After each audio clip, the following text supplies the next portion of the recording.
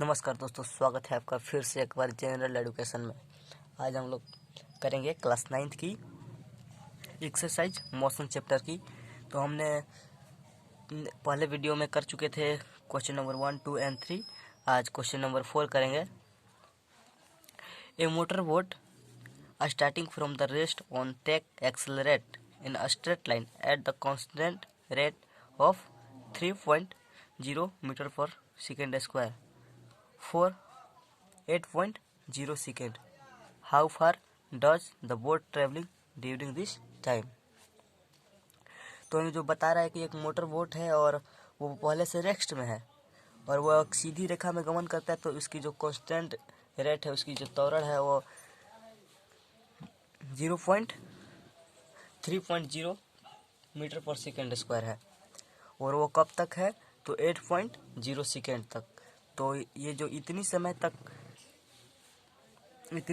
तक इसी constant rate से उसकी जो एक्सेलरेशन है 8.0 सेकेंड तक है।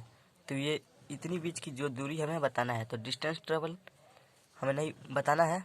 तो इनिशियल स्पीड 0, क्योंकि हमें पता नहीं है, और टाइम जो हमें दे रखा है 8.0 सेकेंड। तो एक्सेलरेशन कितना है 3.0 मीटर पर सेकेंड स्क्वायर। तो एस बराबर होता है एस बराबर UT plus half eighty square. ये मोशन इक्वेशन जो है उससे लिया गया है।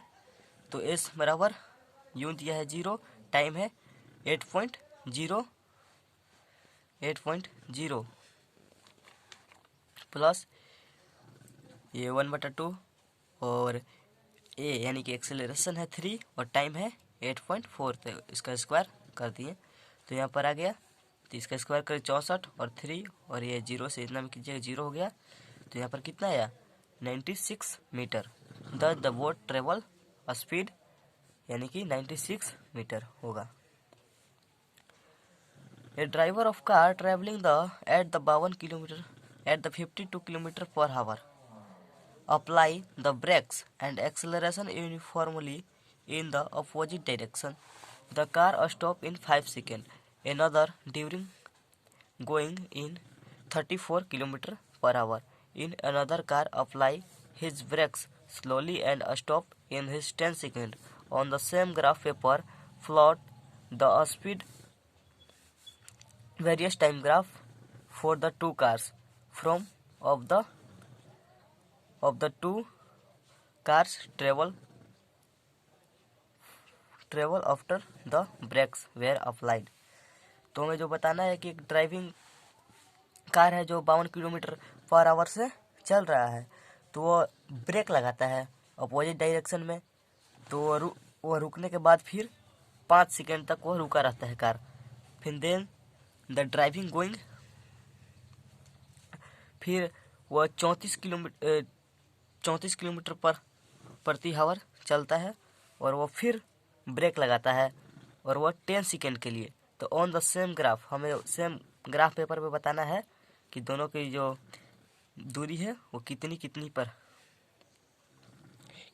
है। ब्रेक लगाने के पश्चात दोनों जो कार की अधिकतम दूरी तक जाएगी। तो फर्स्ट कार के लिए हम initial speed you 52 kilometre per our है, तो इसे मीटर पर सेकेंड में कर लेते हैं। तो इसे 1000 से और यहाँ नीचे 60 से कीजिएगा तो कितना आएगा 14.4 metre per second. Final velocity 0 में पता नहीं है। टाइम कितना है 5 सेकेंड के लिए। फिर जो सेकेंड कंडीशन में जो है इनिशियल वेलोसिटी है 34 किलोमीटर पर आवर, तो इसे मीटर प्रति सेकेंड में करते हैं तो 9.4 metre per second. Final velocity भी नहीं पता है इसलिए 0 और टाइम टेकन t यानी कि 10 सेकेंड। तो वो यहाँ पर हम करते हैं ग्राफ में। तो यहाँ पर जो हम पहले कार के लिए ए बी लाइन, तो ये हमारा कितना है, इधर जो है स्पीड है, तो स्पीड हमारा है 14.4 मीटर पर सेकेंड यहाँ पर आएगा। और टाइम है 5 सेकेंड। तो यहाँ पर और दूसरे सेकेंड कार के लिए CD लाइन, तो यहाँ पर CD जो इधर है स्पीड है 9.4 और इधर 10 सेकेंड टाइम है। तो इसकी जो डिस्टेंस ट्रेवल है फर्स्ट कार AB लाइन के लिए, तो यहाँ पर लिखेंगे कि area under the graph line AB। तो एरिया ऑफ ट्रायंगल OAB, ये जो है OAB, ये OB ग्राफ में ट्रायंगल में चलेंगे। तो यहाँ पर दे रखा है 1/2 बेस इंटू हाइट, तो 1/2 और बेस है जो टाइम हो गया 5 सेकेंड और हाइट जो है स्पीड है। इसे कैलकुलेशन कीजिएगा तो 36 मीटर होगा। The distance travel by second car द्वारा area of underline graph CD। तो यहाँ पर ट्रायंगल OCD में चलेंगे, OCD में। तो यहाँ पर जो है ये यहाँ पर जो है टाइम है और यहाँ पर जो है स्पीड है। तो यहाँ पर कीजिएगा कैलकुलेशन तो 14.7 मीटर आएगा। तो हमें बताना था कि जो फर्स्ट कार द्वारा कितनी दूरी है और सेकेंड कार द्वारा कितनी दूरी है। और बोल रहा है कि figure show the distance time graph 3 object ABC, study the graph and answer the following question. Graph को देखिए और ABC जो ऑब्जेक्ट है उसका अध्ययन कीजिए और दिए गए प्रश्नों का उत्तर दीजिए। तो यही हमारे पास 6 क्वेश्चन है और यही ग्राफ है। इसे हम ग्राफ को पढ़कर और 3 ऑब्जेक्ट है BCA और इसके अनुसार कुछ क्वेश्चन पूछे गए हैं और उसका आंसर हमें देना है। तो जो क्वेश्चन नंबर फर्स्ट है, which of 3 is travelling in the fastest, तीनों में सबसे अधिक कौन है। तो आप कह सकते हैं जिसकी जो ढाल अधिक होगी वह सबसे फास्टेस्ट है, वो अधिक तेज है। आगे है the slope of distance time graph moving on object indicate its speed greater the slope, जिसकी जो ढाल अधिक है। तो यहाँ पर देखिए ढाल जो अधिक है किसकी है, B की है। तो higher speed now given figure the slope of distance time graph object B is the maximum, so the object B has maximum speed. The other words, the object B is traveling the fastest. तो यहाँ पर जो B की जो अधिक ढाल है तो हम कह सकते हैं कि जो B की स्पीड है वो अधिक है, मैक्सिमम है। फिर अगला क्वेश्चन है, are all 3 ever at the same point on road, तीनों कब एक बिंदु पर मिलेंगे, क्वेश्चन यही पूछ रहा है। तो हम कह सकते हैं कि नहीं, तीनों एक बिंदु पर कभी नहीं मिलेंगे, क्योंकि ग्राफ में दर्शा रहा है कि तीनों एक बिंदु पर कहीं नहीं है। तो हम लिख सकते हैं कि in order to be at the same point on the graph road the respect distance and the time value of the 3 moving object should be the same since the distance time graph line the 3 object A, B and C do not cross at the single point, वो जो तीनों हैं एक single point पे नहीं मिल रहे हैं। Therefore the 3 object are never at the same point. तो हम कह सकते हैं कि वो जो तीनों पॉइंट ABC है वो कभी नहीं मिलेंगे एक सेम पॉइंट पर, same point on the road. How far has the C travelling with B line A passes, कितनी दूर है C ऑब्जेक्ट जब वो BA से गुजर रही है। तो we can see from given figure that when B passes at point D, then the C is at the point E.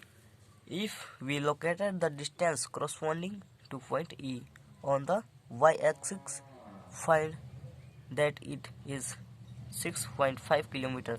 Thus, the C has traveling 6.5 km when B passes A. तो यह जो graph है हमें बता रहा है कि C जो पास हुआ है उसकी दूरी बताना है। तो यहाँ पर देखिए BA से, तो B और A हो गया। तो यहाँ पर जो C है पास हुआ है यहाँ से, तो तो इसकी जो दूरी है कितनी होगी 6.5 किलोमीटर। अगला क्वेश्चन है how far has B travelling by the same passes C. जो बी कितनी दूरी से गुजरा है बी सी से। तो देखिए जो बी है सी से गुजरा है, बी और सी कितनी दूरी पर गुजरी है तो 5 किलोमीटर पे। यही आंसर है। The distance time graph B and C meet at point F. B and C point F पर मिलते हैं। आप नाम दे सकते हैं, कुछ भी नाम दे सकते हैं। यहाँ पर मान लीजिए F on the y-axis we will find the 5 kilometer that the B has traveled 5 kilometer by the time it passes C. Question number 7 है a ball is gently dropped from a height 20 meter if its velocity increase uniformly at the rate of 10 meter per second. With what the velocity will be strike the ground after what time will it strike the ground. एक ball को gently drop किया गया है 20 metre ऊंचाई से, तो उसमें जो एक्सेलरेशन हुआ वो 10 मीटर पर सेकेंड स्क्वायर है। With the velocity will at the ground. तो हमें इनिशियल वेलोसिटी नहीं पता है और फाइनल वेलोसिटी हमें फाइंड करना है। इनिशियल वेलोसिटी वो 0 है क्योंकि किसी भी ऊंचाई से गिराया गया है। तो acceleration 10 metre per second square है। डिस्टेंस जो है 20 मीटर है। तो भी स्क्वायर बराबर होता है यू स्क्वायर प्लस 2as। तो भी स्क्वायर बराबर यू जो है हमें, तो यू स्क्वायर बराबर 2s भी स्क्वायर बराबर होता है। तो भी स्क्वायर बराबर यू है हमें, यू बराबर 0 है, तो 0 का स्क्वायर करिएगा तो 0 होगा, और 2 और एक जगह पे 10 है तो 10 और s जो डिस्टेंस है वो 20 है। तो इसे इतना कीजिएगा तो 400 आ गया। तो भी स्क्वायर, तो जब स्क्वायर हटेगा तो इधर अंडर रूट आ गया, तो 400 रूट, तो इसे तोड़िएगा तो 20 मीटर पर सेकेंड आएगा। Thus the ball will be ground with a velocity of 20 meter per second. Let's us calculate the time now. तो v बराबर u प्लस at, तो हमें जो वेलोसिटी v मिला है वो कितना है 20 है, और u 0 और ये 10 है, और टाइम ही भी हमें नहीं पता है, तो यहाँ पर t करते हैं। तो ये इधर इसे कैलकुलेट कीजिएगा तो 10t और 20 इधर आ गया, तो t बराबर जो 10 है वो ओपन में आ जाएगा, तो 20/10। इसे कट कीजिएगा 2 second. Then the ball will be strike after 2 second. तो जो बॉल है वो ग्राउंड पे 2 सेकेंड बाद आएगा। थैंक्स। मिलते हैं नेक्स्ट वीडियो में नेक्स्ट क्वेश्चन के साथ।